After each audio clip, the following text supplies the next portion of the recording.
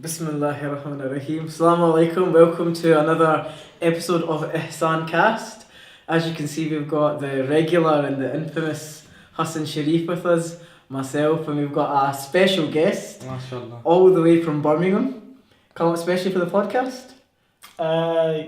Kind of. MashaAllah, his brother Tahir, who we had the opportunity to go to Umrah with. He was our fantastic tour guide there. And well, It's memorable, yeah. say the least. So remember always to please follow our content on YouTube and follow our page on Facebook, IhsanCast. Remember to leave your comments and any of the feedback, always appreciated. So today's episode is called No Role Models with a Z. And why is it with a Z? So yes, I was back in the days I used to listen to J. Cole and MashaAllah. J. Cole. J. Cole. J. Cole. Really? Yeah. I'm surprised I wouldn't have you down as a J. Cole fan, to be honest. I used to be a big J. Cole fan. Yeah, J. Cole was really good back in the days. He's really good now actually as well. You must have been Tupac and Biggie back in the Yeah, days. I'm just thinking we're different generations now. So We've got J. Cole and King Kendrick now. generation gap. Kendrick okay. Lamar. You know Kendrick Lamar? Okay, I thought you might be more kind of J. Bieber. But, J. Cole. He seems like the Bieber type. Nah. So he mentions there's no role models, and basically he talks about the fact that he didn't have a father. So he's basically saying that he talks about rest in peace, Uncle Phil. You're the father that I never had. So he's referring back to the Fresh Prince of Bel-Air. Will Smith. Will Smith. Yeah. So he's basically saying that Will Smith didn't have a father, and he went to Bel-Air, and he had all the money and everything, lived in a nice house, but none of that mattered. What he actually needed was his father, who turned out to be his role model, who was actually his father, was his Uncle Phil. Yeah. And that's what he needed to make himself successful. Have you seen the episode with his father? Ah. When Will Smith's dad Yeah, comes and back? then It's actually his dad basically runs away, and then Yeah, he says, runs "Oh, why away. did he not want me?" etc. etc. It was actually all improvised, that scene as well. It's a really was cutting it scene. quite emotional? Yeah, Yeah, really yeah. cutting It goes scene. against the spirit of Yeah. Fresh Prince. And Yeah, it's really it's cutting. amazing because he talks about how basically, and it just shows you that the fact that with him not having that male role model, he was getting in trouble at school and everything like that. And what he actually needed, just for him to settle down and become so successful, was that male role model influence that he had in his life, which his Uncle Phil gave to him.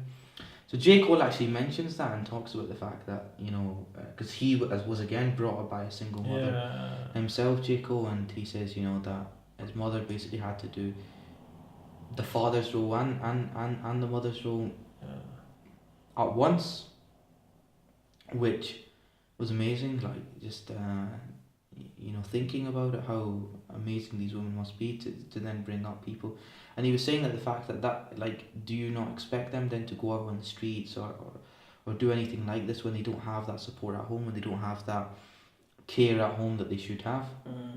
Which was amazing to think about, right? Like, Yeah. the fact that he is so open about it, but he's showing that, look, it's not these young guys' faults that they are doing what they're doing or getting involved in bad things. Yeah, it is partially their fault, but also it's the fact that it's the upbringing and who they take as a role model, Yeah. which really matters and really influences their lives, especially when they're young, especially when they're in their teenage years, which ultimately those bad habits that they get into set the scene for how they will be in the future. Yeah. 100%. Yeah. Nice that. Nice introduction. That I enjoyed that. What about yourself? That any role models when you were growing up, or? Yeah, so I think, I'm going to give my age away now. So going back to probably 1993. So I was into football, so I was a big football fan. And I say I was. Manchester United was my team. And it's all because of it's all because I know coming from Birmingham especially. So I used to hear it from my fellow Villa fan, Aston Villa Football Club. So a lot of my friends were envy me. So Glory yeah, Hunter, that's what Yeah. they call you. Glory Hunter. the Glory Hunter was putting it mildly, so I used to hear this, but I didn't mind. It was, why not? But the main reason I supported Man United was because of one person, and that was Fergie. King Eric. Oh, Captain. the Baba Boom. Baba Boom. The je ne sais quoi. Yeah, so French flair. And so he instantaneously became a role model. I think I watched one game and he scored like 3 goals. So wasn't the kicking the granny And that? that came after, that was 1995, so that was probably 2 years after I got into King Eric. And I actually defended what he did at the time. At the time, you'd do anything, wouldn't you?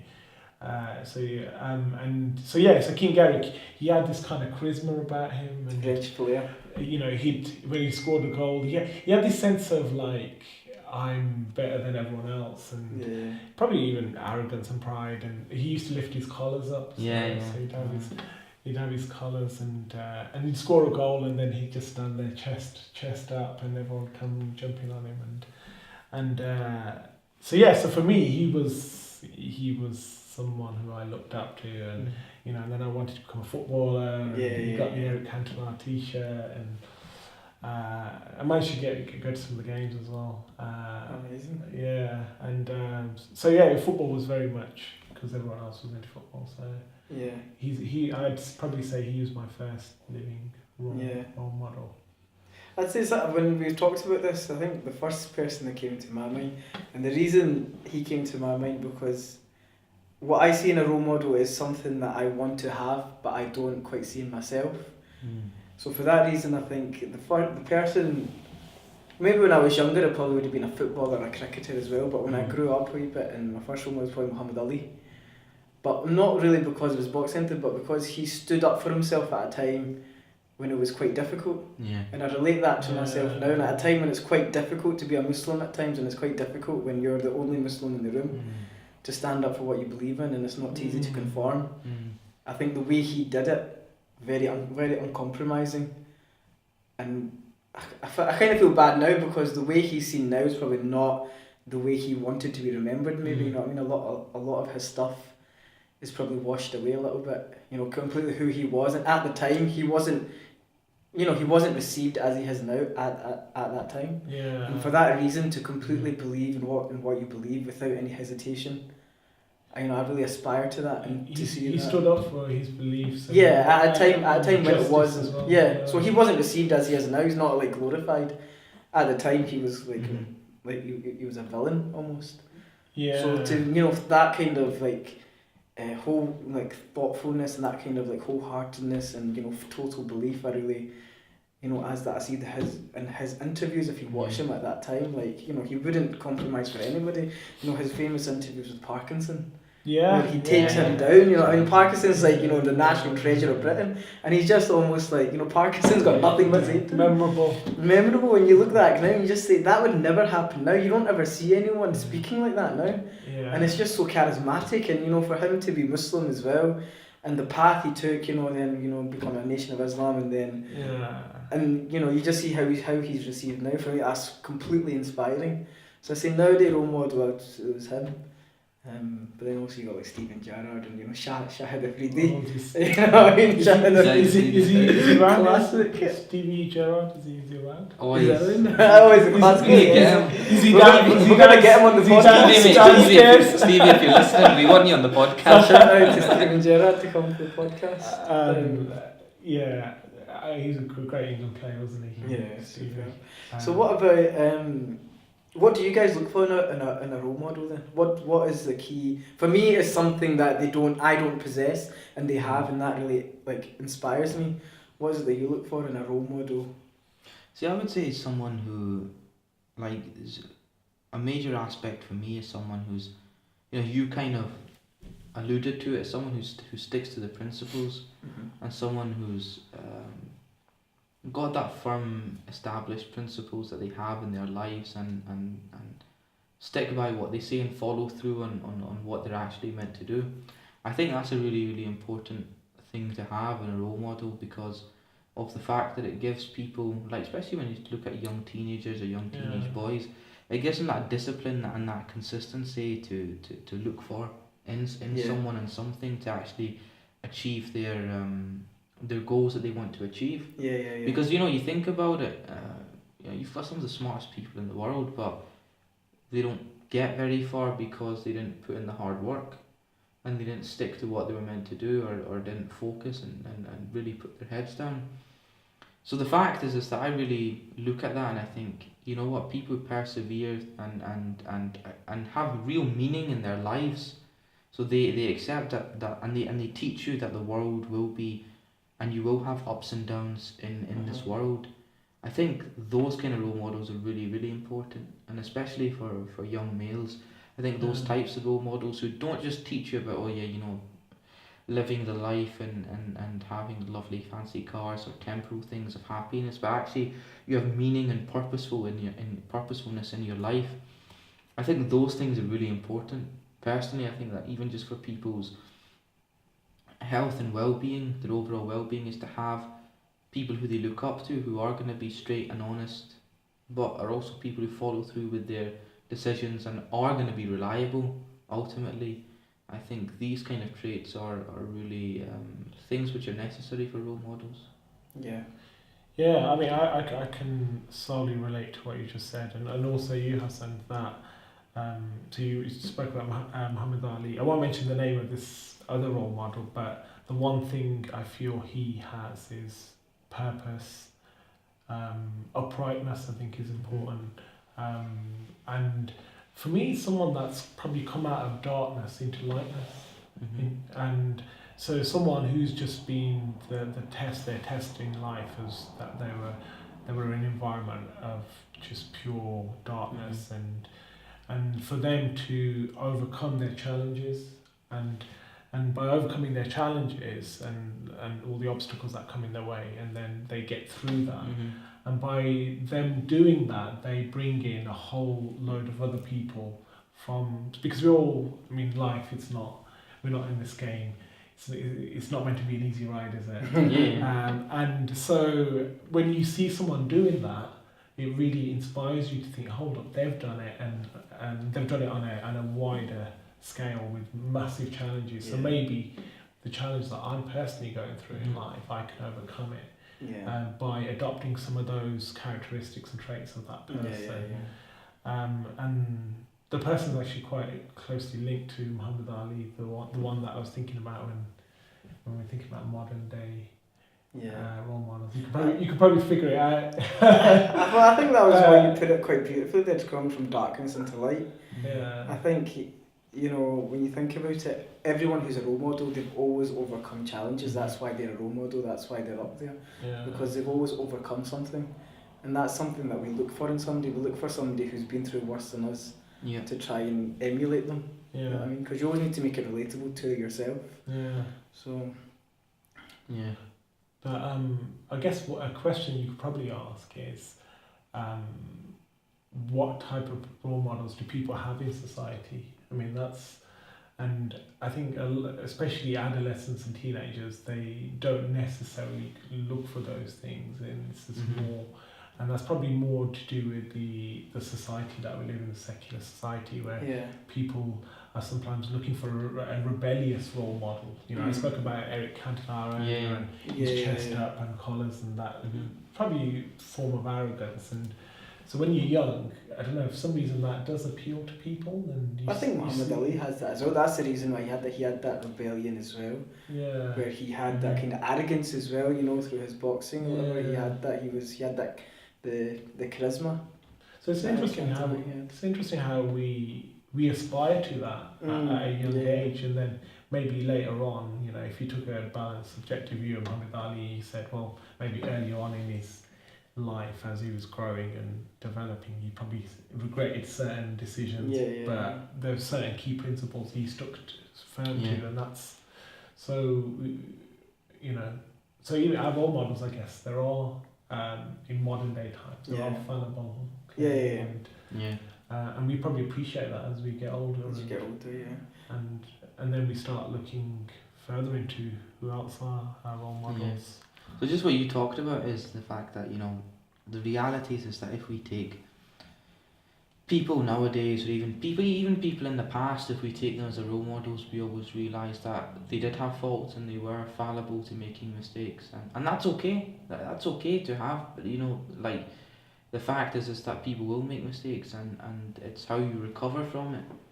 It's how you pick yourself up. I mean, this is why, like, even Sir Alex Ferguson mentions the fact that he learned way more from his defeats than he learned from any of his wins. But the fact is that us as Muslims, we do have one role model who several role models, but I mean one for us being from his ummah that is infallible, that is perfect, Ihsan al-Kamil, which is the Prophet sallallahu alaihi wasallam. I think that's the difference that we have more than anything else is, taking him as a role model, seeing how he had acted with the people, seeing his general conduct, seeing his discipline, seeing how he was even in war. Every single aspect of his life is what you would call perfect. Every single thing that he would do would be of the highest degree, of the highest quality. Even the way he would speak to his children, even the way he would speak to the children on the streets. When sort of like mentally disabled person came and no one would speak to her, and the Prophet sallallahu alaihi wasallam. And then when she wanted to speak to the Prophet ﷺ, and the Prophet ﷺ said to her, you sit on any of the streets of Madinatul Munawwara and I will sit with you openly, to show people that there's nothing wrong with you, and to show that people might think you're weird, but I don't think you're weird. Those kind of beautiful characteristics that you see from the Prophet ﷺ are things which you look at and you think, you just don't see that in creation. And even people who we look up to nowadays or whatever, you will never see that consistency. That consistency that Prophet ﷺ had from when he was, even before Nubuwwah, so even before prophethood, to after prophet, while he was in Makkah and while he was being abused in Makkah, and his followers, his small group of followers that he had in Makkah were being abused, to then when he goes into Madinatul Munawwara and the Muslims are now slowly becoming the majority, and he still remains the same.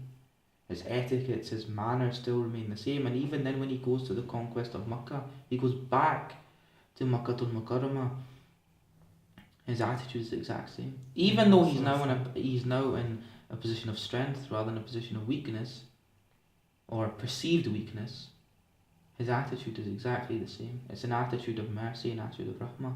And that's something which, no matter what other role model you would look at, from our generation or even, a few generations before us, you will not see such a person. You always pick out faults or things they could have done better or things they could have improved on. But you look at the Prophet ﷺ and you think, you're just amazed at how consistent he was.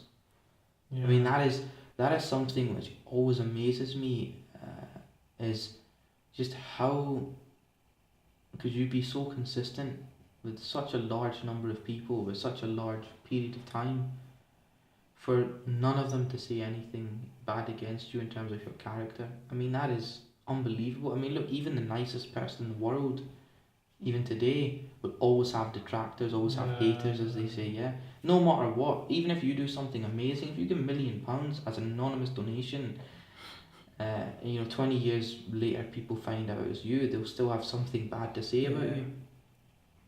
Whereas the Prophet ﷺ, even the people who hated him couldn't say anything about his character. I mean, that is simply incredible. It's quite amazing. But I think one thing when you were just speaking there that I picked up on what you said was the consistency. You touched on it before I got a chance to say it. I was lining that up to say it. That was going to be my next line, but you hit it already. But I was just thinking connection. The Hassanain, there's some telepathic thoughts going on here. Which, but I was thinking back. Enlightens. No, I was thinking back to who you said your role model and who's my role model, and the consistency seems to be one thing that kind of links them all together. They were consistent in either their beliefs, or they were consistent in their behaviour, or consistent in the way they treated people. That consistency, so especially sometimes when us ourselves we kind of go up and down, I mean, that seems to be human nature, is that one minute you're up, the next minute you're down, whether it's with your faith, whether it's with your beliefs, your actions, whatever, at work, how you're feeling, with that consistency and to stick to that. But you know what's amazing about that is the fact that it's real. Like although it's something to be so consistent, it's almost like I said, is so finite. You never see anyone like that, barring very, very specific individuals. It's still relatable. Yeah. Because it's not like, for instance, someone's done a miracle that you'll never be able to do. Yeah. Like the Prophet ﷺ, splitting the moon, you and I would never be able to do that. We've not been gifted that ability or been commanded by Allah subhanahu wa ta'ala in the way the Prophet ﷺ was. But the fact is that those actions that he did are relatable, but that consistency is not relatable. Yeah. That's what's so incredible, is the fact that I can be nice to people sometimes, but I can't be nice to people all the time. Yeah. And the fact that and that's what's incredible about teaching, is it teaches you that life does have ups and downs. Not everything is going to be perfect at every moment in time. But the fact is that that's what these kind of role models, especially the Prophet ﷺ, teaches you, is that life isn't going to be easy. Life is going to be difficult. However, that's the test. Yeah. And the test for you is how you deal with it. Yeah. It's how you change yourself, or how you improve yourself, or how you respond to the circumstances that life throws at you that makes you what you are. Yeah. And I have to say, just having recently studied the Prophet's life, I was surprised to see that there's no situation that he's been in that is not relatable to us today. Yeah. He's been in every situation that you can imagine yourself in, every hardship. So if you're looking for something or someone who has been through what we are going through today, and that was so long ago, you can find whatever you're going through, you can look to the Prophet as an example, and he's been through that. Yeah. And like you said, the consistency in which he treated everybody and how he treated every hardship, there's nothing, what more could you want?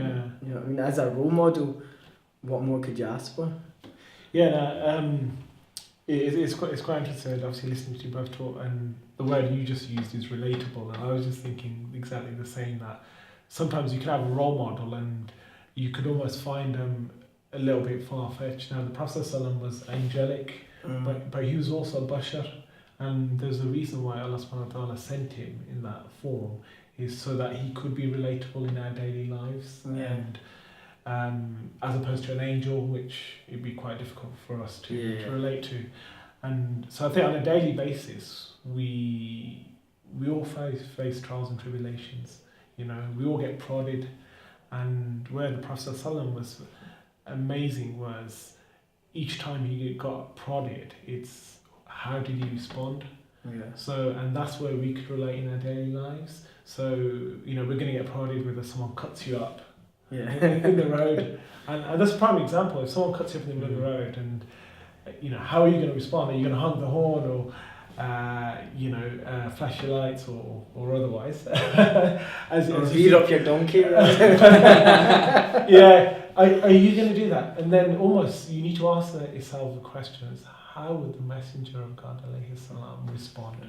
If he was there today, if he was behind the steering wheel, how would he respond? And so almost that's how, because he's our role model, as you said, he's the perfect creation of Allah subhanahu wa ta'ala. So it's always keeping, I find that. And that's a mindset almost to get yourself into that mindset.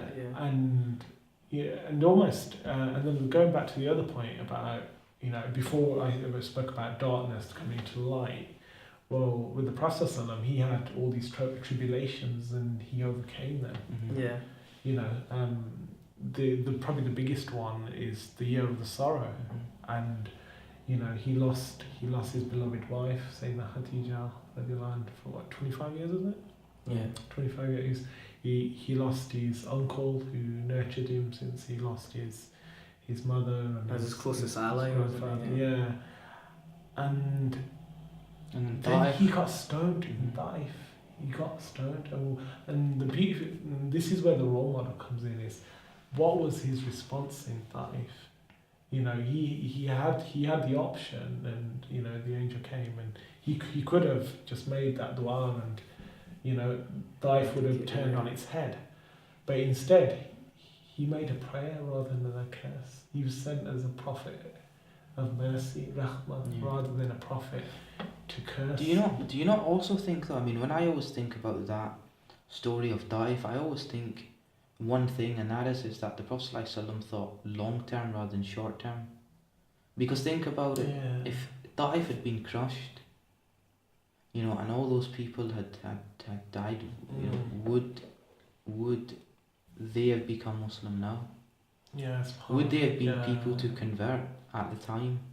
Yeah. The fact is that the Prophet ﷺ was always thinking long term, and that's something which we always get fixated in our day-to-day life, but we don't understand that these trials and tribulations may be strengthening us for possibly more difficult things ahead, or might be strengthening us so that we appreciate when the good things come.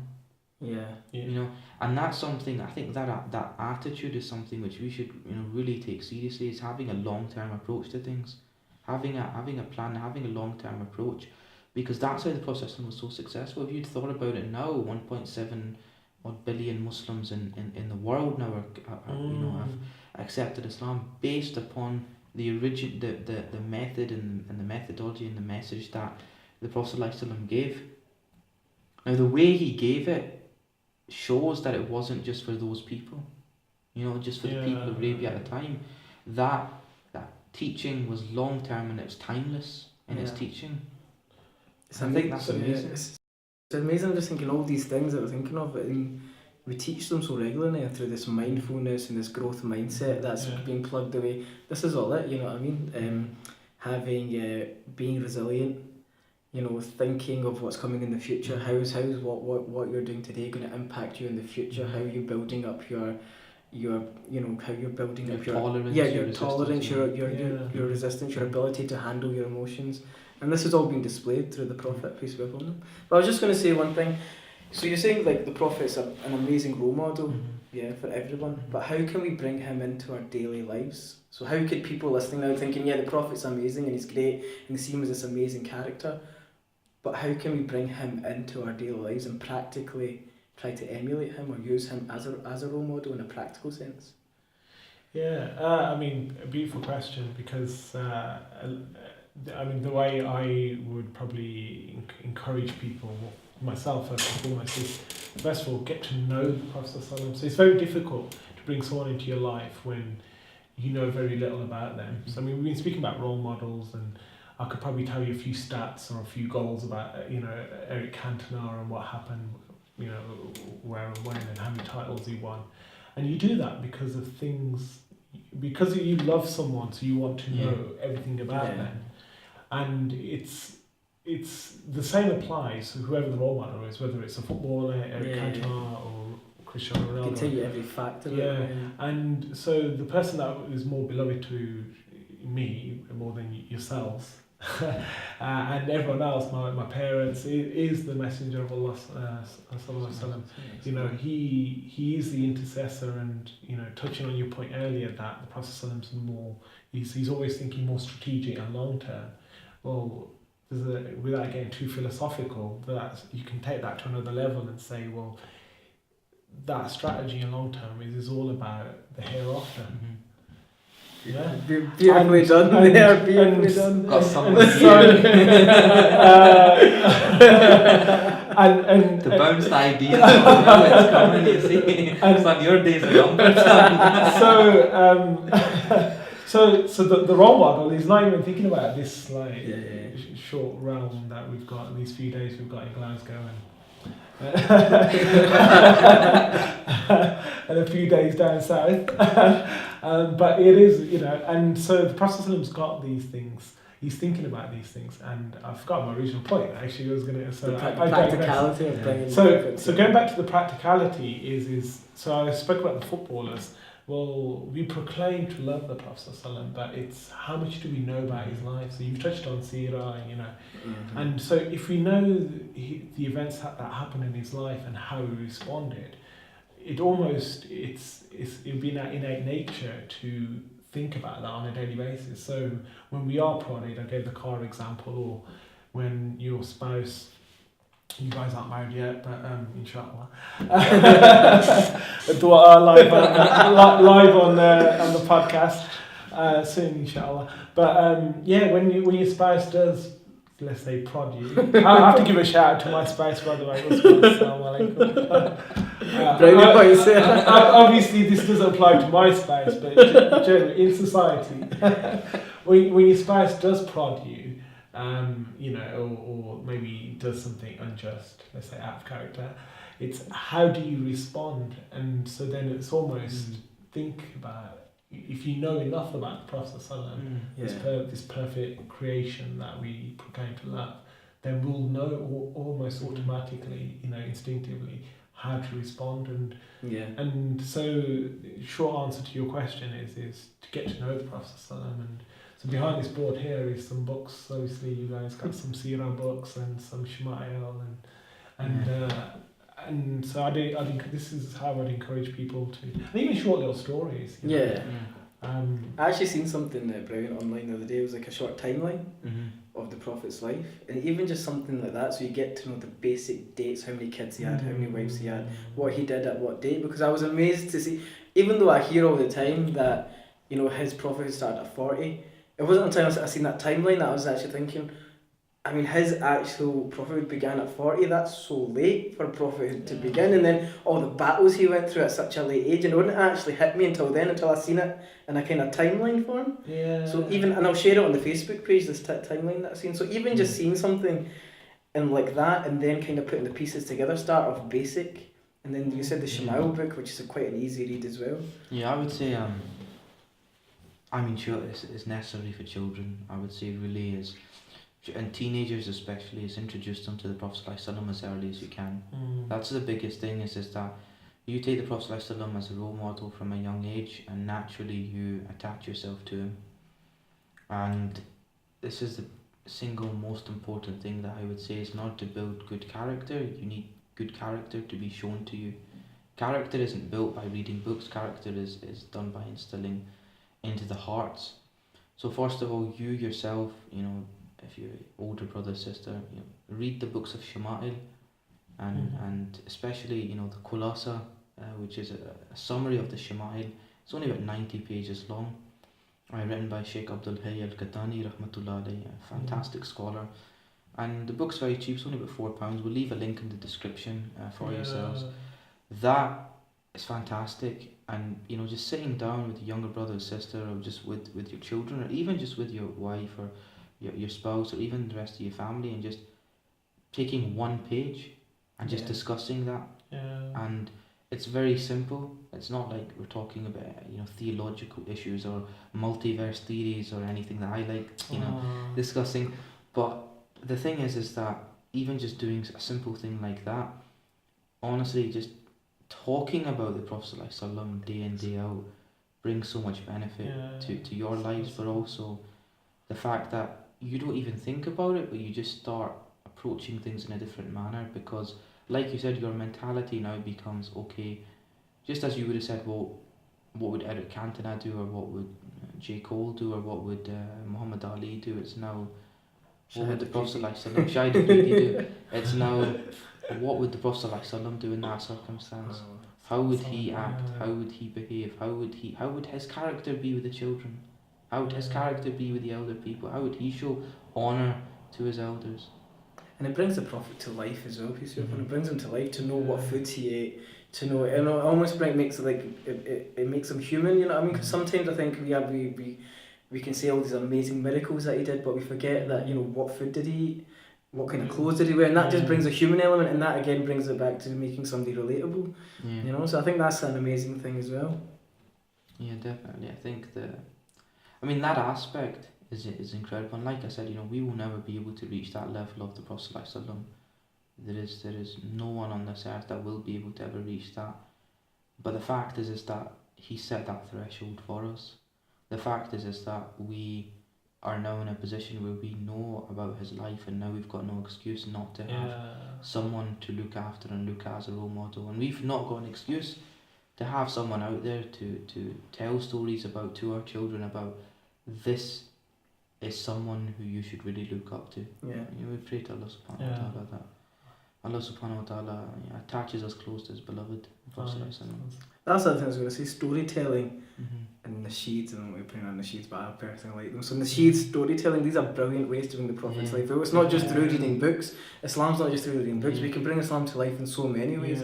The Prophet's life, you know, I remember I went to an event and there was a storyteller. She was talking about the seerah and it was amazing. You know what I mean? And you just never, you don't see the arts really coming to the forefront. These are amazing ways to bring young kids and children and teenagers into the fold as well, you know, learning about the Prophet. Tahir, thanks very much. Thanks for coming on. How did you find that first? Is that wrong? First show? I think we're going to look for closing remarks now. I thought the night is still young, my friend. This is after midnight special. Midnight special of IhsanCast. We need to run on Tahir The time. energy is... Well, this one, maybe we could, part 2. Part 2, definitely. Inshallah, you know, I'll come again. But yeah, no, I mean, closing remarks for me. So just kind of adding on to what Hassan Sharif said. I think for me, it's the other thing I would also encourage people in my network and in your networks is for people to just have one little thought. If the Prophet ﷺ was alive today and came and knocked on your door, what would you say to him? Oh, that's a good one. And I like that. That's a question for people in the comments. Leave your answers in the comments for that one. That's a great question. Something to think and procrastinate about. What would be the one thing, you know? And generally, we're awestruck when we see our role models, which is why, you know, everyone who's watching, take some time out and really think about what would you say to Prophet. And so it's just something to get the cognitive. Mozai, as they say. That's a great question to leave. Yeah, thanks very much. No, brilliant. Well, thanks very much for listening, everyone. Remember to subscribe to our YouTube channel, IhsanCast, and our Facebook page, IhsanCast. Leave your comments. Please answer this brilliant question from Tahir that's just been left. What was the question again? If the Prophet ﷺ came to you today, what would you ask him? What would you say to him? Are you good? Do you need some time to think? Or are you going to answer that one? Let's see what the viewers think. Yeah, let's leave it open. It's something to think about on the drive home. Right, we've got some great new content lined up in the next few weeks, so please stay tuned. Thanks very much for listening. Assalamu alaikum. Assalamu alaikum.